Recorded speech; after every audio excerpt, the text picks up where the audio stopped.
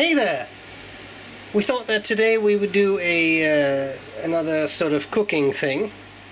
It's not really cooking per se, because I thought we would make a bread. Now I really like making bread because it's a sort of it's almost a religious experience, I think. You start with very dry materials and then you end up with something that's delicious? Yes, exactly. Now unfortunately I have suffered a heinous wound on my hand, so I can't really work with dough. So my lovely assistant Gourmet Pens is here. In gourmet pink. Exactly, and we will do this together. What do we need? We're going to make a soda bread. I like bread, but the issue is a lot of bread. You have issues with yeast, and it has to rise and all that stuff. So the nice thing about a soda bread is that it doesn't need to rise. So you don't add yeast, you just have baking soda. So, what do we need? Also, it's delicious. It is delicious. Especially with dough. Good thing before we start, preheat your oven, 200 degrees. That's about gas 6. For about 15 minutes. I like that amount. And then while that's preheating, you can get all your stuff together. I've already weighed stuff because it's a bit easier. We have 350 grams of regular flour. We have 150 grams of whole wheat flour. This is a mixture. It's 1.5 teaspoons of baking soda, so not baking powder but baking soda, as well as 1 teaspoon of salt. And then there is just 1 teaspoon of caster sugar. Are you enjoying this that? This is my favorite. Look at this. It's like a perfect little scoop. And then there is... Perfection! We also need some buttermilk, which I had not yet poured, but we don't need that straight away. Anyway. What's this in the background? Oh, just an empty bottle of SBREBrown. The last one that we have. Very tragic. Anyway, so just thought I would entertain them while you were away. That's great. Fetching the milk. The first thing we will do is you can put in the regular flour, just sieve it so that you make things nice and airy. It's 450 milliliters of buttermilk you need.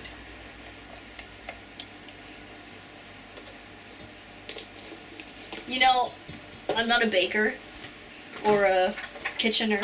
So it's very possible I'm doing some sieving techniques incorrectly, so I apologize. I just thought I would make it clear that I am not entirely sure what I'm doing. Yeah, none of us really know. I mean, not about you, but I mean about myself too in cooking. But, you know, cooking is just a matter of you have fun, right? You do something that you like the way you like it. And if you are baking, you have to be a little careful because some things do need to be fairly precise. So we have our 350 grams of flour. We have 150 grams of whole wheat flour. You may wonder why I am not visible. It's because I'm in pajamas! Sorry. Everyone's picturing that now. Well, nobody knows what my pajamas look like. I do. Yeah, but they don't. True. You guys can't see with how cool it... Just spilled. Oops! That's right. Okay, then here we have our baking soda and salt. So 1.5 teaspoons of baking soda, 1 teaspoon of salt. That's basically unnecessary to sieve because it just goes right through. Yeah, it goes through. But Then you don't have to sieve this. This is the caster sugar. oh. I like to use the brown one. You can also use the light one, but I kind of like the texture of this. It looks not very appetizing, but it smells super good. So, grabbing a fork, you can just gently stir that through a bit. Because you don't really want a giant chunk of baking soda because it'll taste like baking soda. Or when it bakes, it'll taste like ammonia. When we've had that, we just make a well in the middle, and you add about half of your buttermilk. This was 450 milliliters, huh? So about half of that. And you just gently stir that through.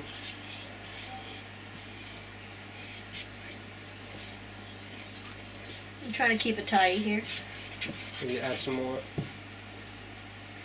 Leave a little bit behind. It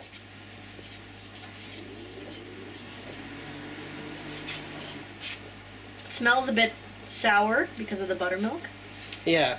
The nice thing is the bread actually has a very nice flavor. The only problem is because it doesn't have yeast, it won't keep as long. So you have to use it up in about 2 days, 3 at the most, because then it gets very hard and a bit stale. But it's not a huge loaf, so it's doable.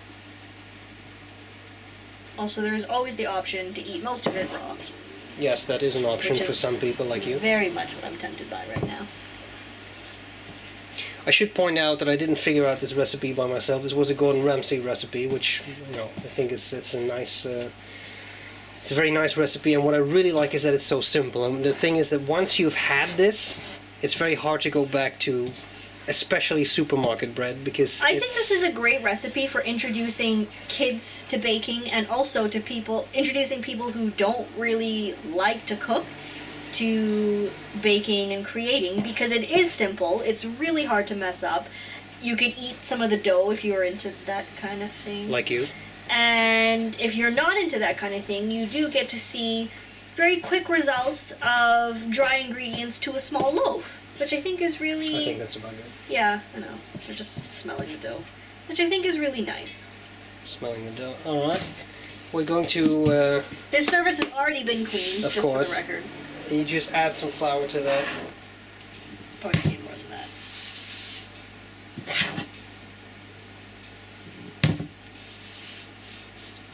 And then you just gently tilt the whole thing onto there. I'm gonna tilt it towards, because I don't want to fall on the floor. fall it on the floor. That'd be a pity, isn't it? I don't want it to fall on the floor. You can.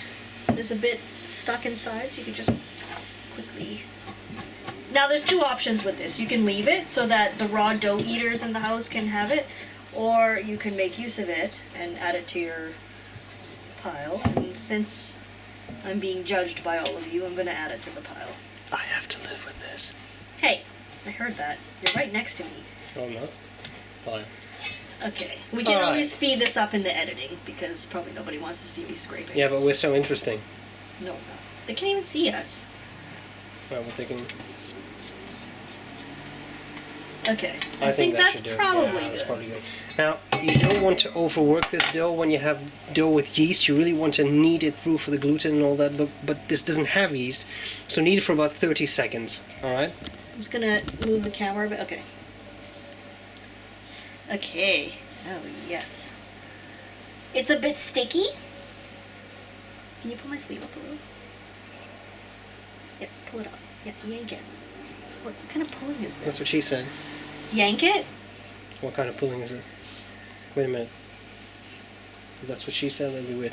Anyway. Well, I don't know. Maybe she's into that.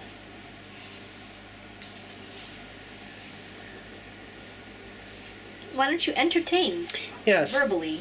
Well, the nice thing is, what Ziza is doing is very useful. So if it gets very sticky, you can grab a bit of the flour and just gently pour it on there. That way, you reduce that stickiness of the dough. Although, if you don't, then more of it sticks to your hands, and then you have more to eat.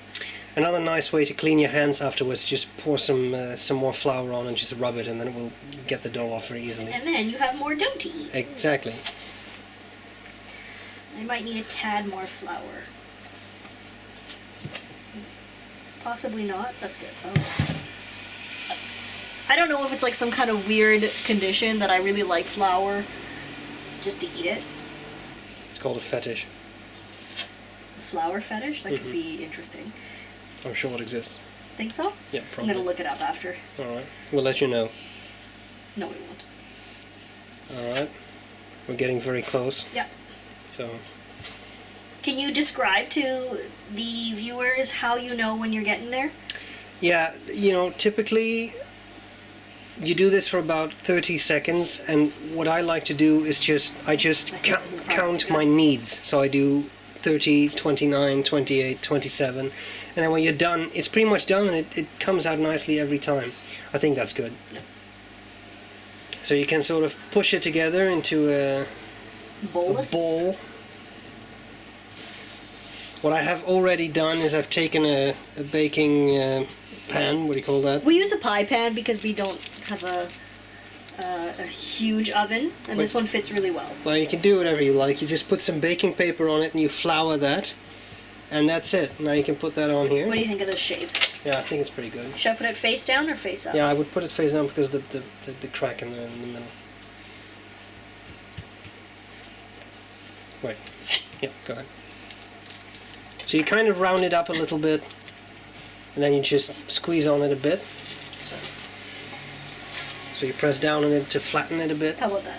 That looks great. And then this is what your hands will look like. Oh, so much snackage. Is that normal? Yeah, that's normal. Don't worry. Then you take a serrated edge knife and then you give a deep score. Oh my god, you monster. And that's it. Now the oven isn't really done preheating yet, so you have to wait for a bit. Clearly I'm just going to switch off the camera now because it's 3.5 more minutes.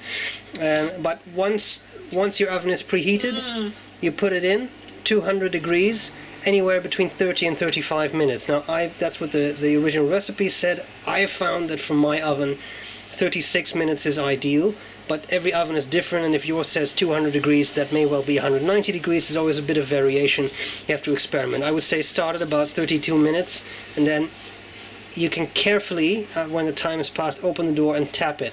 Right now, it doesn't do anything, but once it's done, it sounds kind of like that. It sounds like a hollow, and it makes a hollow noise. And that's it.